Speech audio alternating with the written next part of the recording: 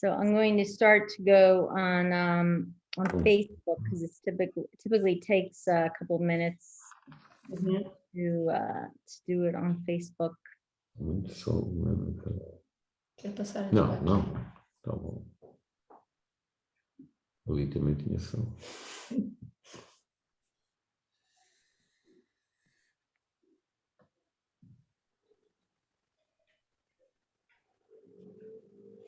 There we go.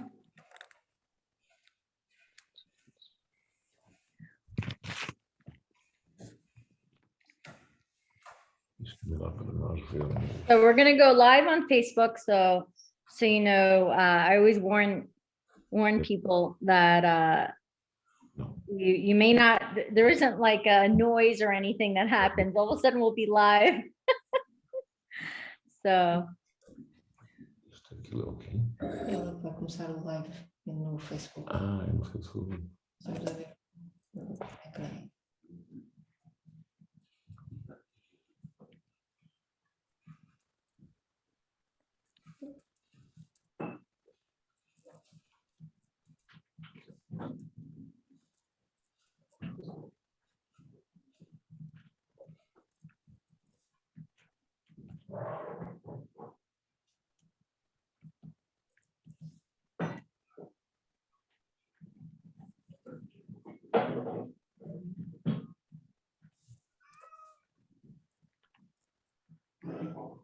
E agora o João também tem que falar.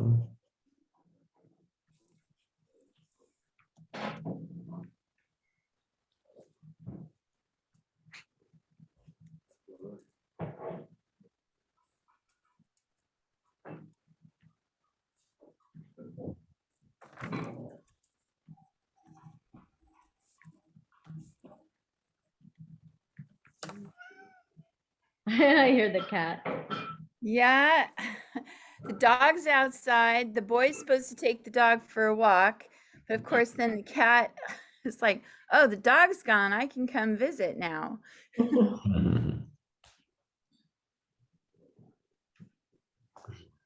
I'll probably let the cat out also.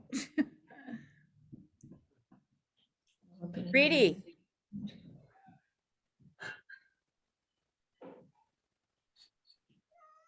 Okay, so I'm gonna press go live.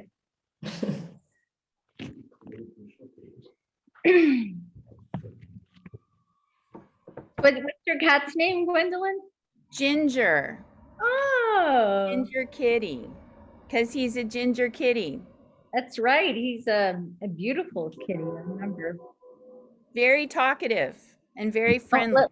Can you show us Ginger? Oh, yeah, I can see why he's called Ginger. Is it a very ginger cat? Yes. And this table, there's a window, and he likes to jump out the window and then go on the, there's like a, I don't know, an awning or something there, a wooden thing. So anyway, so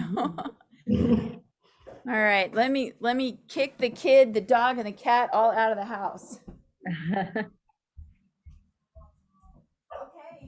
So we're live on Facebook, as far as I know,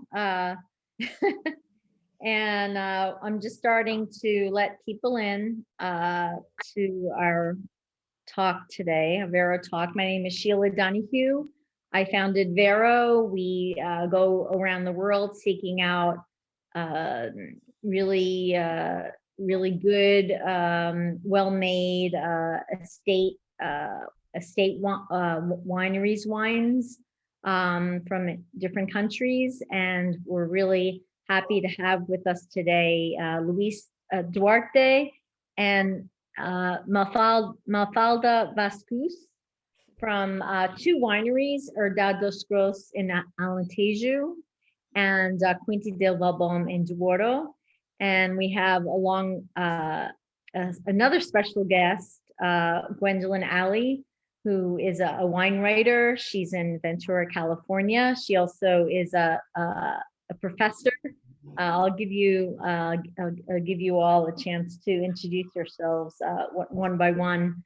Before we start, let me just see if there's anyone else who I can let into the room.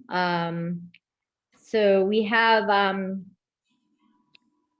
couple of people on. For those that are on the Zoom, feel free to show your video. It's I don't know, how big the group will be, but certainly we'd like this to be interactive. Gwendolyn will be moderating and interviewing Luis and Mafalda, and we'll also be tasting their wines. And but we do want to make it interactive, so feel free to share your video. If you have a question, feel free to write it in the chat or just unmute yourself. So I think we could probably start. And maybe I'll just turn it over to you, Gwendolyn, if you can tell us about yourself, and then maybe give Luis. I know you'll be interviewing Luis and Mafalda, so you'll give them a chance to talk as well. So. Sure. So I met Sheila in Los Angeles in 2019 at the Vin Italy Ambassadors course, and was super excited to find out that she was importing all these amazing biodynamic, sustainable, family owned, ran, just awesome wines from Italy, and now from Portugal and other places. And 2019 also was the year that I competed in the US for the US wine team at the US Open, and took the team to France, and we competed there in the World Blind Wine Tasting Championship. So I didn't know that I was very good at tasting wine blind, but I taste lots and lots of wines that I write about for my blog Wine Predator. I write newspaper columns or newspaper articles and other content. Taste a lot of wine, write about a lot of wine. It's amazing opportunity to be here today with. See, your partner in crime is on the Zoom too. Oh, really? Hi. But you kidding? So I'm here but hidden. Oh, okay. Yeah, so Sue and I tasted these wines last night, and she took a lot of the port home with her. But anyway, I was going to say that it's really great to be back in the Alentejo, even if it's virtual, because in 2009 I was able to visit for 10 days. And I attended the Born Digital Media Conference in Lisboa, and then we went out into the Alentejo, and what just amazingly beautiful countryside. So happy to be there virtually, and hope to get there again one day soon. So hola and bom dia. So we're here today with Winemaker.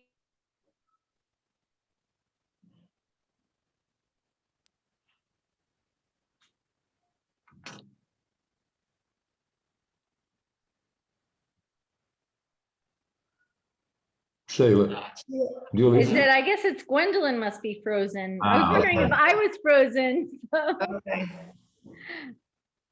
Yes, she's frozen. Yeah. It must be her Wi-Fi. Yeah, probably. So,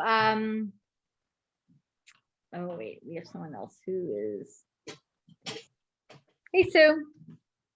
Hi. So yeah, Gwendolyn's frozen right now, but That's frozen for a bit, too. what I will do is I'll give Luis and Mafalda a chance to introduce themselves while I see Gwendolyn got off the Zoom, so I'm sure she's going to be joining shortly due to technical problems. So Luis, why don't you tell us about yourself? I'm a winemaker in Portugal. I started in '87 working winemaking. I studied in north of Portugal in Vila Real, in one university that we have in Douro, a wine region very famous that produces port wine. and I study and in this university. And when I finish, I start work in '87 in Alentejo. And in this time, Alentejo was a very small region. We have some very recognized producers, but a few, perhaps 5 or 7 producers in Alentejo.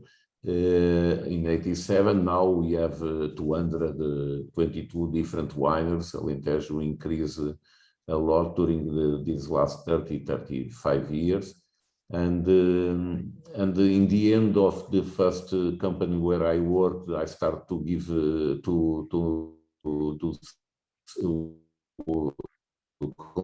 consulting, winemaking consulting, and after in 2004 I started this project where we are now, Herdade dos Gros. And Herdade dos Gros, it's a project that started in 2004 with more or less 1,000 hectares for Portugal, and for Alentejo it's very big. And in this land we plant 133 hectares with vineyard, with vines, and we have we have olive oil trees too. We produce our olive oil. We produce meat from cows and sheep, and we work with with cereal fields. Yes, we produce food for the animals, and after in 2012 we start to think start in another regions, and we bought Quinta in Douro, Quinta De Valdom, and in this moment we have 50 hectares in Douro, in Quinta De Valdom. And so maybe I'll just stop you for a second, so we can show the map of what you were just talking about. So so where Luis, you are now in Mafalda is Alentejo. Beja, yes, in this area, yeah. South of Portugal, very close the border with the Spain, and the climate is during the summer is a little bit dry and very warm, with good nights. The nights are fresh, and the temperature decreases a lot during the nights, and this is very, very important for the ripeness. And Douro, in the north of the country, our country, we have the Quinta de Valdom. Yeah. Okay.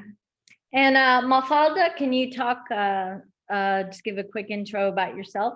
Yeah, sure. So hello, everybody. Well, I'm Mafalda, and I'm winemaker also here, and working with Luis Duarte in both states. So also I studied winemaking in the same university as Luis Duarte in Douro Valley, in a small city in Portugal called Vila Real. And then I was traveling a little bit around the world to make some practices and to get more experience in other countries with other cultures. And since 2015, I've been part of the team, the winemaking team at Herdade dos Gros and also at Quinta De Valdom. And yeah, it's been 6 years now, working in two really different wine regions with different approach of winemaking. But it's been actually a really exciting experience to have the chance to manage and to produce wines very different, but having this wine regions is really, really interesting, and it's really and well, it's really important for winemakers having this two different realities in in our daily life, actually. So yes, it's a brief of my my experience. Yeah. Yeah. So Mafalda, you were saying you mentioned briefly that you worked in many different places, but from if I remember correctly, you went to school in Duarte.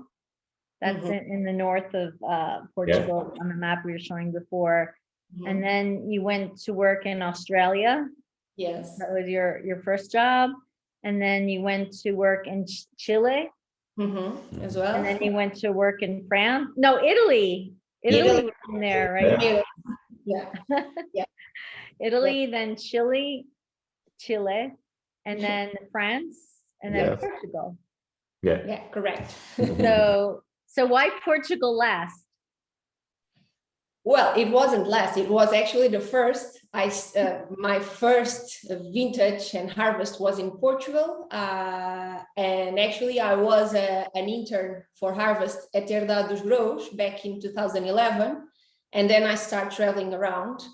But then, well, we are Portuguese and we have our culture and our roots are here, and it was really important to come back.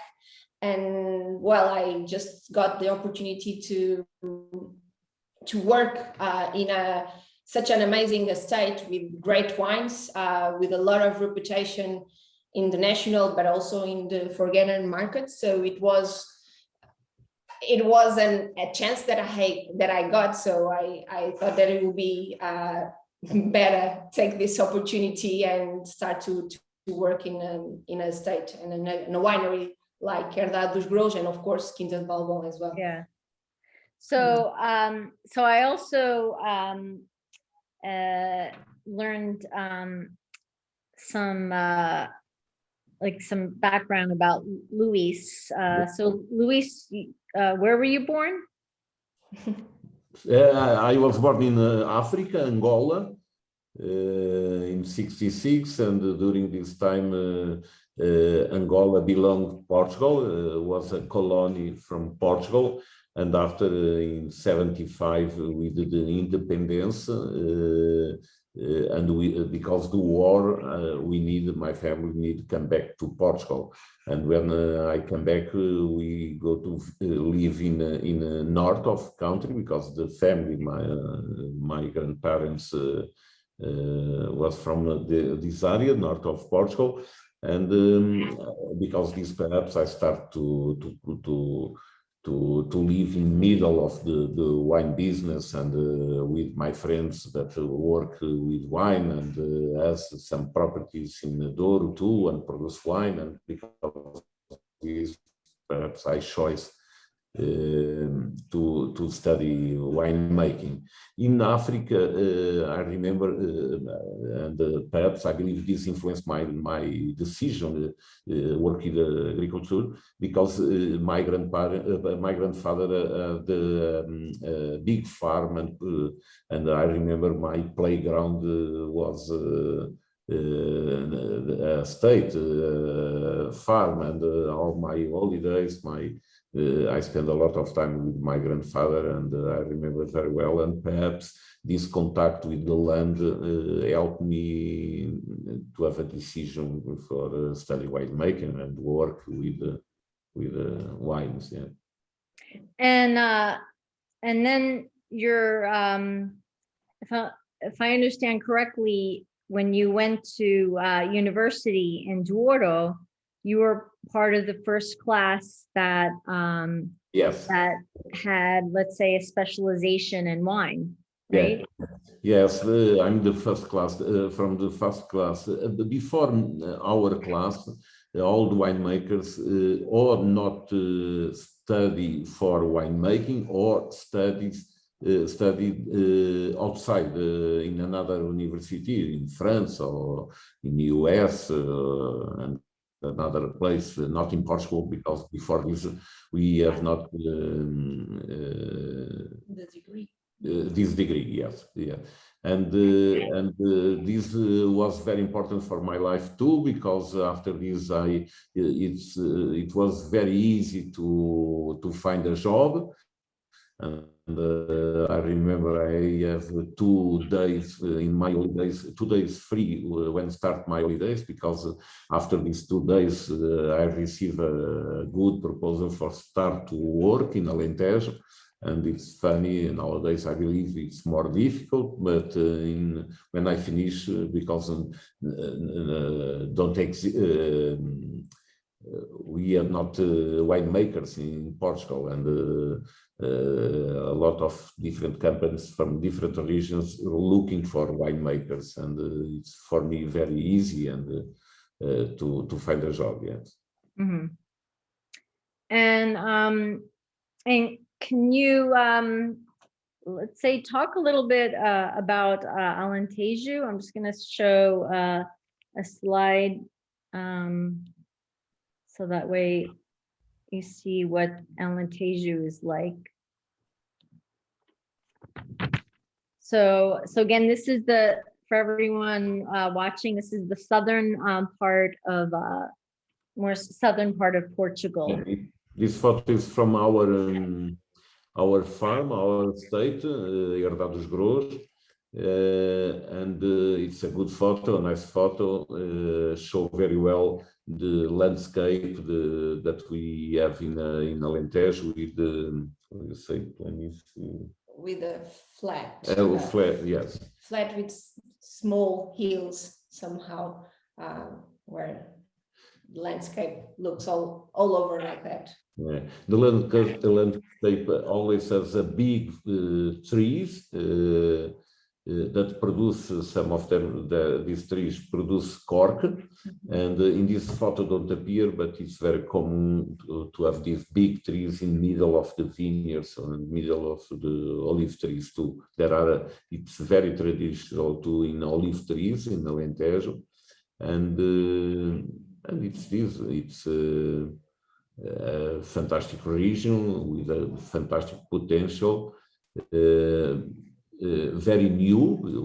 The region produced wines from 2,000 years ago, but with a small production, and only in these last 30 years, we feel that Alentejo start to develop, and now we produce more or less 100,000 tons per year, and we have 22,000 hectares of the vineyard. Yes. So basically, 2,000 years ago, Alentejo was a large wine producing area, and then it stopped, and then it only really restarted 30 years ago. So what happened? Why did There happened a lot of things in 75. Before this, because the characteristics of the soils and the potential that the politics in this time looking for the Alentejo, they decided a long time ago to planting to produce cereals and for produce pão, ajuda-me. Bread. To make bread? Yeah, to make bread and to produce food for the animals. During this time, Alentejo always to be considered a cereal region, not a wine region, and we saw in the past a lot of olive trees too, and some vineyards, but in a small scale. After since the last 30 years ago, and I believe because the education changed a lot, and we start to have winemaking education in Portugal, in Vila Real, and because this, I believe, the Alentejo and all the Portugal developed a lot in the last 30 years. So yeah, 30 years. and can we see the wine you're drinking? Yes, I drink Herdade dos Gros White. This is from 2019. Just come back. 2019, and is a white wine that we produce in Herdade dos Gros, and the blend that we use for this wine are three very traditional autochthonous grapes in our region, is Arinto, Antão Vaz, and Gouveia. Very Okay, strange, so I believe, but very typical in our region, in Alentejo. And this wine is fresh wine with some minerality, and each one of the grapes that enter in this blend has Important role. an important role, yes. Mafalda, explain a little bit about each role each grape has, please. So the Antão Vaz gives some of the aromatic profile that we find or that we can find on this wine. The Arinto gives this kind of minerality that Luis just told us about, and some acidity, which also promotes the freshness of the wine. And then the Gouveia, it's really aromatic as a grape as well, so it gives more the aromas and the fruit forward flavors that we can find on the wine. So I think all of them, they have different roles, and they are all important to get the final blend and to make an elegant and fresh, crispy white wine. So Gwendolyn, good to see you back. So can you tell us what you think of the wine? The first one, the white wine. Yes, yeah. I'm trying to get. Yeah. So, oh my gosh. Well, there's not a whole lot left. So, yeah. Usually when we're tasting and we're sampling, we're professionals. You have a little bit, you swirl it around, and we were in love. Oh my gosh, we just clearly could not get enough. And Sue's like, we have to put this away because otherwise we're going to finish this and you won't have any for the chat in the morning. So we had it with oysters. And we pair a lot of different wines with oysters, and this is fantastic. This is one of the best oyster wines we've had. Thank you. It has so much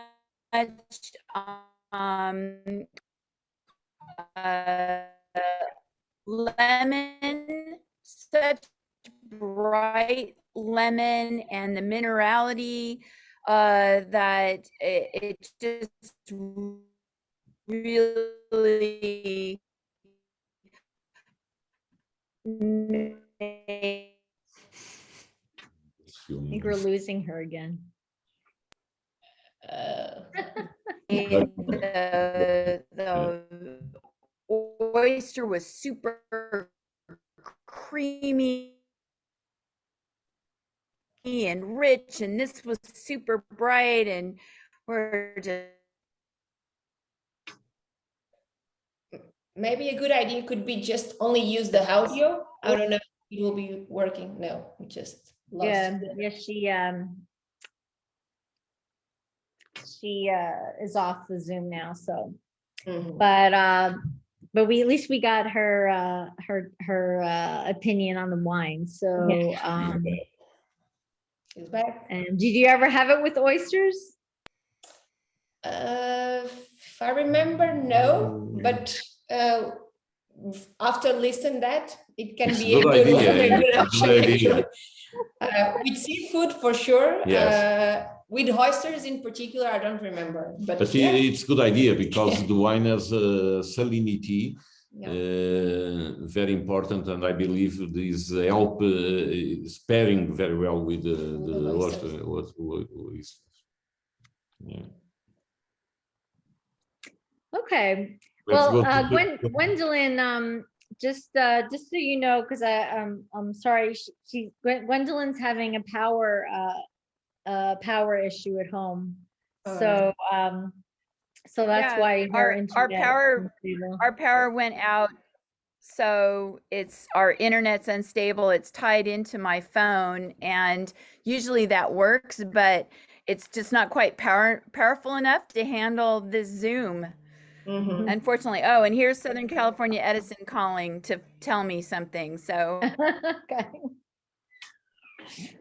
Okay. So so let's if you can tell us a little bit more about Herdad dos Gros. And because from what I understand, you don't just make wine, right? Yes. You're a farm. Yeah, we produce olive oil too, vegetables. We have 110 hectares with olive trees, and with olives we produce our olive oil. We have 3 different olive oils, 2 monovarietals, one with Galega, another one with Cobrançosa. These names are the name of the olives. And we produce another one that is a blend with 3 different olives: Cordovil, Cobrançosa, and Galega. Okay. Okay. Yeah, and We sell olive oil too. So next time I okay, import good. in your wines, I'll Good. import in the And olive oil too. I think you know that you saw the image, the never. So our olive oil, no, perhaps no. Oh, No, I never tasted it. okay, Yeah. but it's But I'd love to, because we just like we introduce new types of wines to people, we also like to do the same with olive oil. good, Sure. good, Yeah. good. And we produce meat too. We have cows and sheep, and only for meat, not for milk. And we produce more Vegetables and fruits and tourism. We have also a restaurant, we have a hotel here inside the farm. The farm is very big, 1,000 hectares for us in Portugal is a very important size. And we have a big dam with 83 hectares, and that we use for irrigate these cultures. And the farm is beautiful, and I invite you when you have possibilities for visitors and to know better the region and our state. Yeah. Yeah, no, Gwendolyn actually spent a good amount of time in Portugal. So more than I have. Good. So Yeah. let's move up north. And I'm gonna go back to share my screen. And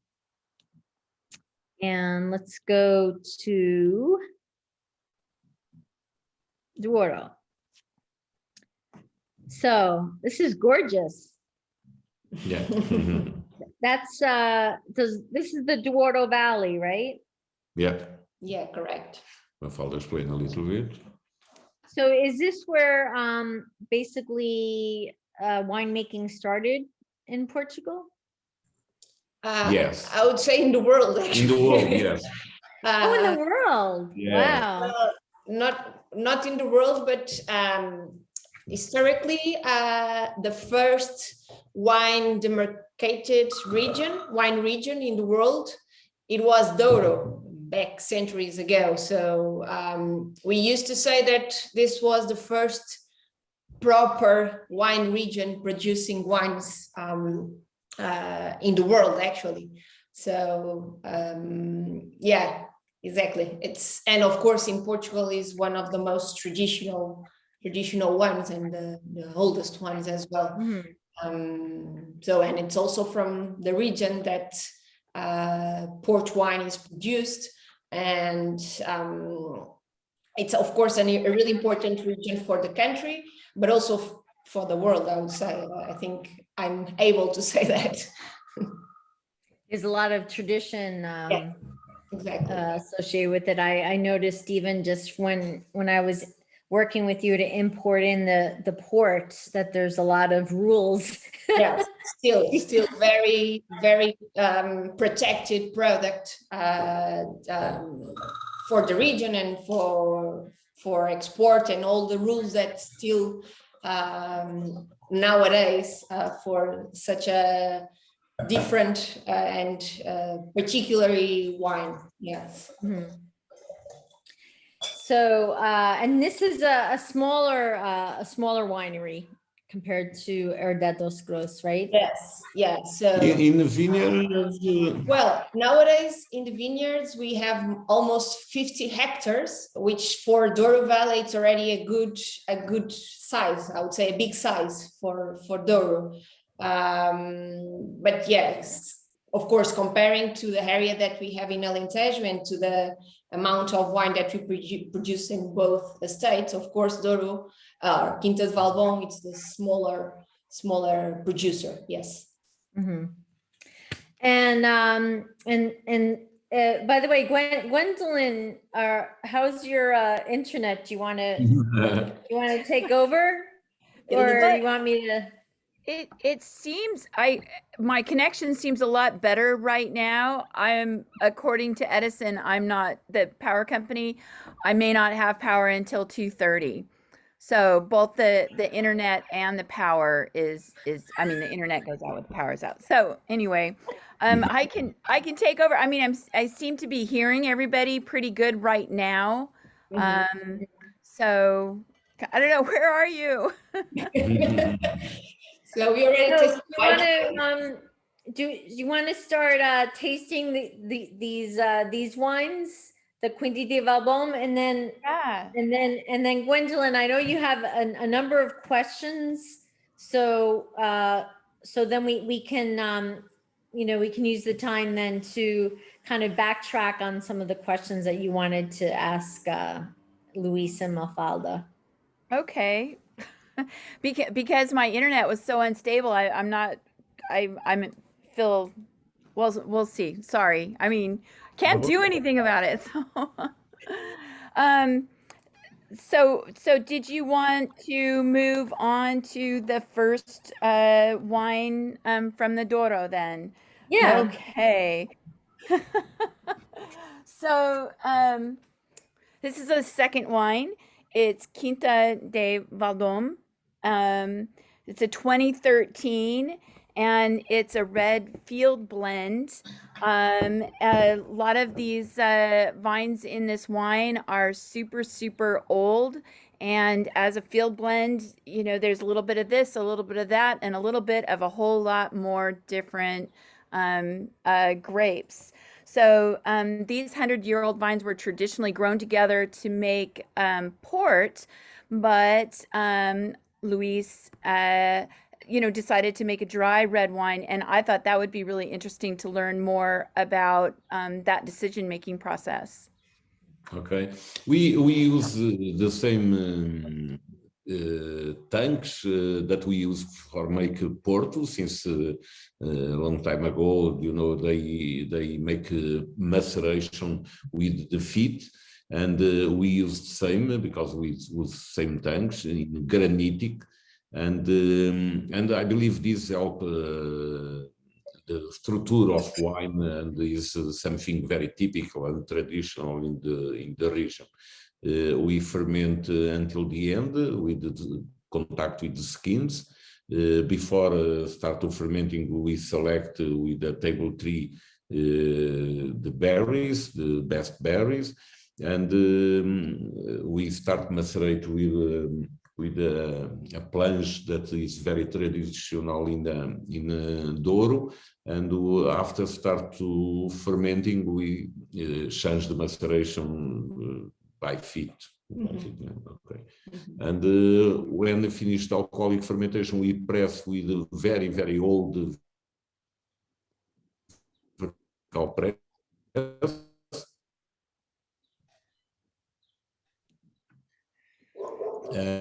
and the barrels, new barrels, and another part second use barrels, and aged during more or less 12 months. And after this, we finish the blend and clarified wine and the bottling wine. Yes. After this, aged during more or less 1 year, and go to the market. We start to release the wine in 1 year after the bottling, more or less. I can say it's good. I don't know if you have this possibility, but I can say it's very, very good. If you want. So this is a 2013 vintage.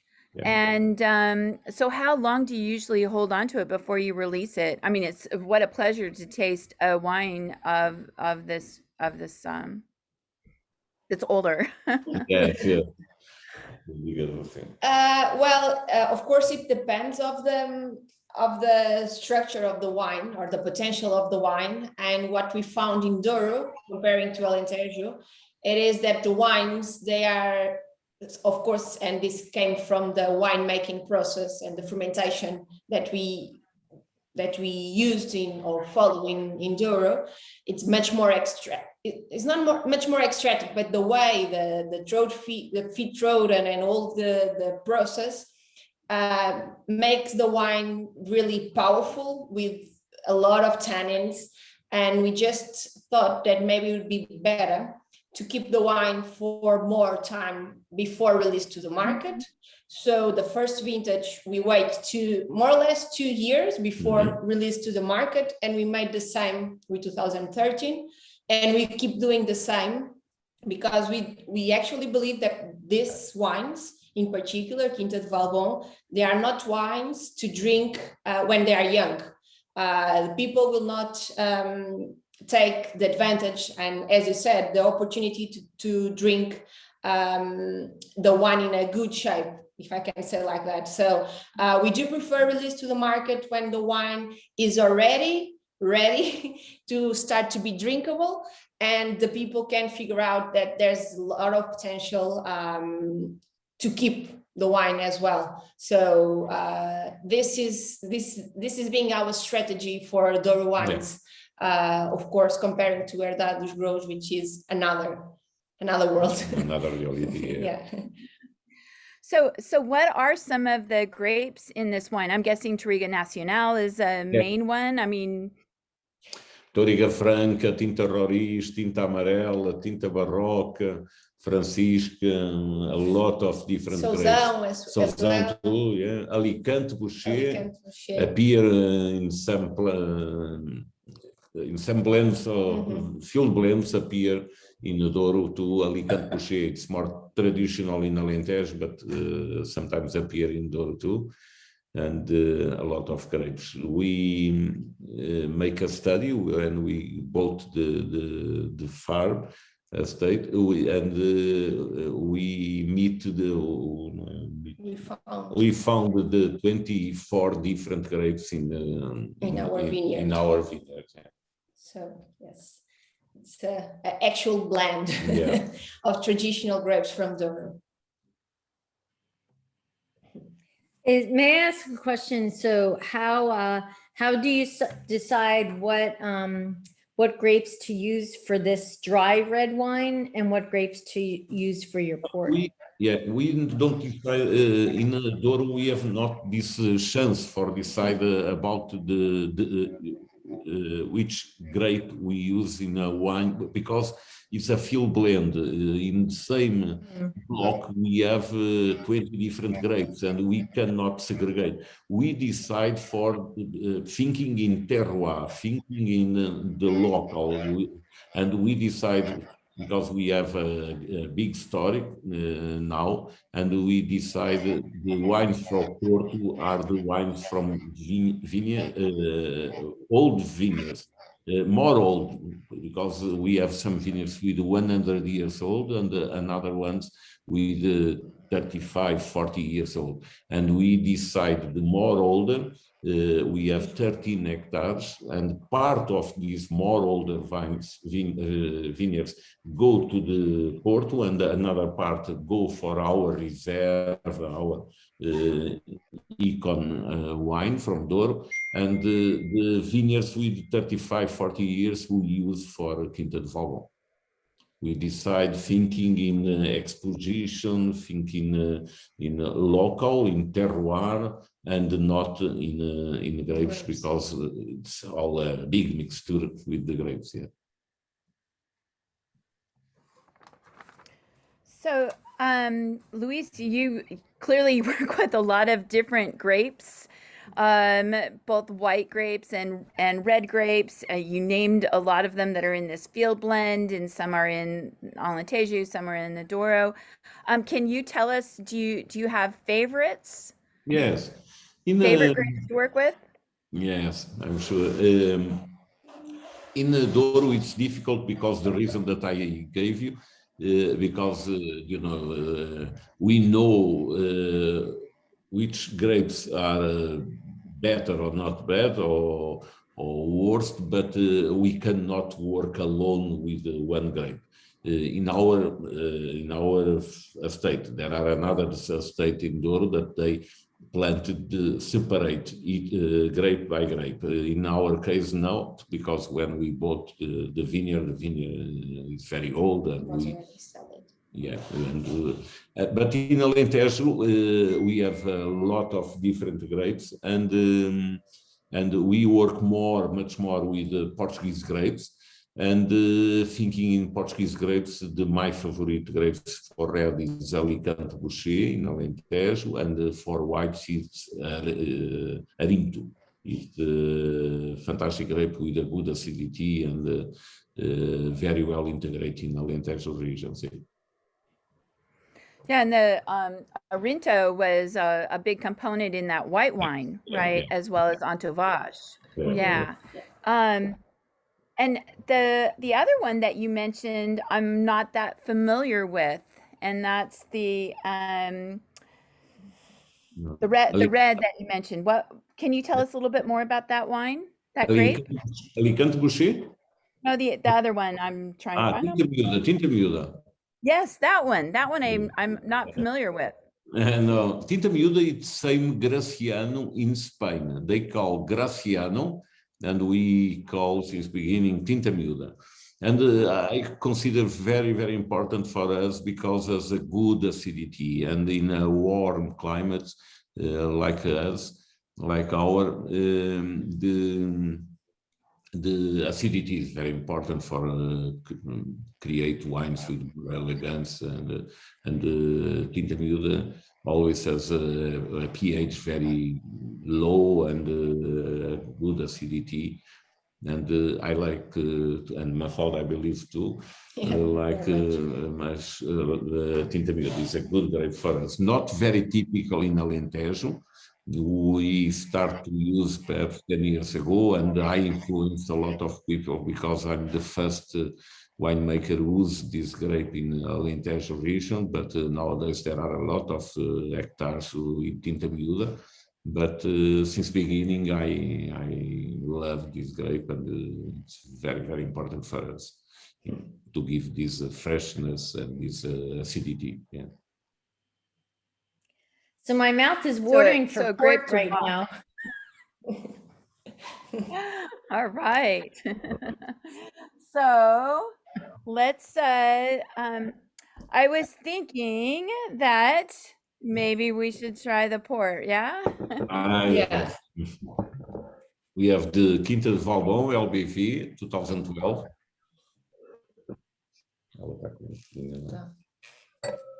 This is not ours, but I guess that you just put ours inside, right? No.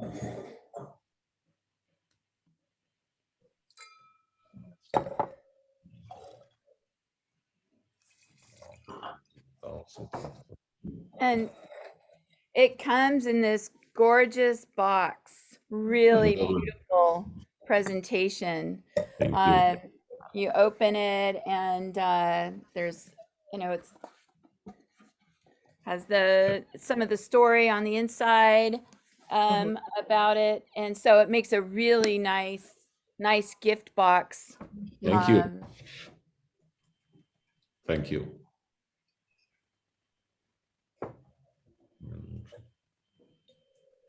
Oh, Mafalda, you can so one of the things that's interesting about this wine is that it's a late bottled vintage, and if you can explain what that means a little bit. Yeah. So just started from the beginning. In port wines, we have two big categories. One is the Ruby, and the other one is the Tawny style. And on the Ruby style, we have two big names: the Vintage, which is the more prestigious and also the more classic category. And then we have the late bottled vintage, which is the one that we are tasting today and the one that we produced in 2012. So the big difference between these two subcategories are actually the time that we take to bottle the wines. That's why the name came late bottled vintage. So for the vintage, we ferment the grapes and we produce the port wine, adding the spirit. And we have to bottle the wine after 2 years of the vintage. And for late bottled vintage, we have to wait 4 years after vintage date to bottle the wine. So that's why they look very like a red table wine in terms of color, because they don't age too much in an oxidative way. And they actually are bottled quite young, comparing to the Tawny style. And well, this one, as you mentioned, is from 2012. So we pick the grapes during this year, and of course during the harvest period, not along the year. And then we ferment it with a lot of maceration. It's important for the port wines, getting a lot of maceration in the very beginning, and especially if with the steams, which is very important to get the acidity well balanced with the sugar. And afterwards, we have the spirit to stop the fermentation, to keep the sugars. And of course, that's why we have a high alcohol content on this kind of wines. And yeah, afterwards, we just decide the type of aging that we prefer. And in this case, we bottle after 4 years, and we just release the wines afterwards. So those are like the main difference between the two styles of port wine and on these two categories, vintage and LBV. I don't know if I answered your question correctly or and I was supposed to be. Yeah, so I'm just gonna make a couple of comments because Gwendolyn, I'm not sure if your internet's working okay, but I did when I had some people try your port recently, they were amazed at the tannins. So can you just comment on that? Is that is it typical of port to have as many tannins as this wine? Yes, well, especially when they are young. Yes, I mean 2012 for LBV, it's a young LBV. So and as I said, because we fermented with the steams, we also get the higher content of tannins, which of course it's important to keep the wine and to give them the potential to be aged for longer. So it's another thing that I forgot to mention before, it's the Ruby style. They are bottled very young, but it was supposed to keep them in the cellar for years. That's why it's so common offer vintage date to someone who is celebrating like 50 years old, because it's now time to start to drink this vintage. So yeah, it's very important to have these tannins and the acidity when the wines are that young to keep their longevity for years, actually. So this is very, very important indeed. So how long can you age this port? Oh, well, you can actually forget your bottles in the cellar and open when you have a grandchild or something like that. Of course, you can drink it when they are young, as we are doing today, but this kind of ports, they are actually, that's why we've been found a lot of old, very old ports nowadays that are just lost in the people's cellars, and they are good. They are actually very, very good. So I cannot answer correctly the years that we can keep it. So you can keep it forever. This style of port wine that Mafalda refer, it's very, very important to have a big, good structure for keep the wine with safe during the life. And another style of port wine, tawny style, and there are fantastic towns with 10 years old, 20 years old, 30 years old. But this style of wine, we oxidize the wine before bottling the wine. And we oxidize because we maintain during the 10 years, sometimes much more, aging in the barrels we call pipas. And with these barrels, the oxygen enters into the wine, and this way wine develop and oxidize, and we only bottling after this good oxidation, if you want to call. But in this style, ruby style, the idea it's bottling the wine with all potential that the wine has, and for drink. This is our culture, but in US, some years ago, the consumers start to drink vintage style, ruby style, very, very young. And is not a problem, but it's something for us strange and surprise us, because our vintage and our LBV for US, and very good for us, start to sell very early.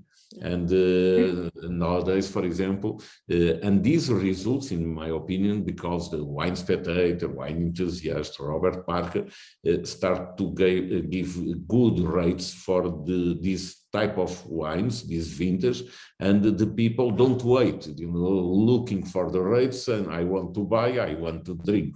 And in the past, and in our culture, it's very difficult to open a vintage with less than 20 years old. And I know in the US, some friends, sometimes they comment with me, I taste a vintage from 2011, and for us it's very strange. I open vintage from 62, 73, and when I listen, yesterday I opened a bottle from 2011, always, because our culture, we think, oh, but it's so early. We believe that if you wait more 20 years, your experience, I'm sure it will be different, but it's different culture. We cannot change this. Well, Gwendolyn, I'm glad your power's back on. Uh-oh, is she freezing again? Oh no. You're like a phantom, Gwendolyn. You're there and then you disappear. Well, I just because I was using my phone and that was not very stable. So yeah, that's fine. So I just switched to the Wi-Fi in the house, so it should be like it should be. So okay. You know, this is a good day to have a really nice port around. Good. Yeah, yeah. And I just want to point out that a lot of people think about port as a winter drink, you know, and it's by the fire and everything. And I hope it's not sacrilegious to say, but it's really good over ice cream. Mhm. It's Really? also, yeah, you can also put an ice cube in it. Ah, And yes, yes. and it's super, super good and refreshing Yeah, in, you know, yeah. when it's warm. You know, it's not like you're gonna sit by the pool and pound these or anything, but on a warm summer night, it's Yeah. really, really nice whether you have an ice cube or you just have it at cellar temperature. You know, so again, people think of port as being just a wintertime, but it can be an all year, Yeah. especially one like this one that, as you were talking about, has so many tannins to it.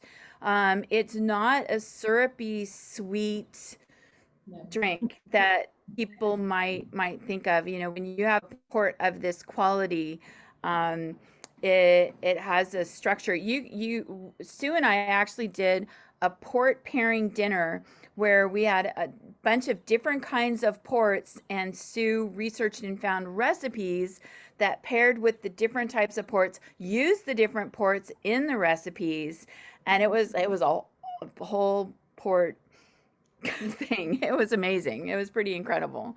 So Nice. so let's so one of the things about a wine like a port, it's at the end of the meal, the end of the day, you know, it's reflective, so it made me think about, as you reflect on your long career, Luis, um, you know, what are some of the things that you've accomplished that are meaningful, but also what are some of the things that are still challenging and that you're looking forward to? And Mafalda, you're at the beginning of your career, or, you know, early on in your career. So, you know, if you could reflect a little bit about where you want to go with your career in wine. So should start Luis or myself? Uh, I think we should No, start. I am very quickly, and after I give all the time to Mafalda, but very quickly. It's a good question, and it's funny to thinking how we change our ideas about the career and about the future. Nowadays, my goal, if you want to call, is to make something beautiful, nice, but with a sustainability ideas, organic thinking in what I need to do for the best in a local where I live, what I can do for the people that work with me, what do you understand? I don't want to feel older guy, because I don't feel older, but changed a lot. Some years ago, perhaps I think I would like to make a fantastic wine. I maintain this idea because, you know, it's our. We only think we are winemakers, and we think a lot, but nowadays I give more value to produce with sustainability, protect the environment, protect this planet, and permit that the new generations has the same potential or same condition that I had during my life, you know, because it's something so horrible what we did in the past, and we continues to do, destroying our planet without, you know, the fires in California, all the problems that we listen. And I believe the wine cannot to be so reductor that we only think in ratings. And you know, for me it's much more important nowadays, and I need to agree that I changed, you know, because some years ago, I think to one the best winemaker of the year or something, and I don't say yet because your internet don't work and you don't ask me, but I won 3 times the best winemaker in Portugal, and nowadays, you know, it's so different, and I work much more with the things that really are important, you know, and not because all the other things happen one day. We still very, very happy, you know, but the day after we forget, and in the end of the day, what is the important, you know, it's important for our ego, but you know, we don't left nothing, and I believe I would like that people, when think about me, think with these good things, and not oh, he make good wines, you know. This is basic, is something nowadays is so easy to do this, you know. It's much more important to have a good team, good and protect this planet, you know, because this is in my opinion very, very important. And you don't listen to me, but don't. Yeah, well, maybe let Mafalda speak, and then Okay, You okay, just sorry. got frozen again. Because you. no, but we'll hear from Mafalda, and then I'm wondering, did you get a chance to talk about WASP, about the sustainability Not yet. program? Not yet. Not yet. So that's, I mean, that's part of your legacy as well. So maybe we'll return to that topic in the 3 pillars, because it's so important and such an important part of what you've done, and what the winery is about too. So after as you said, of course, my early experience, it's just like that, of course.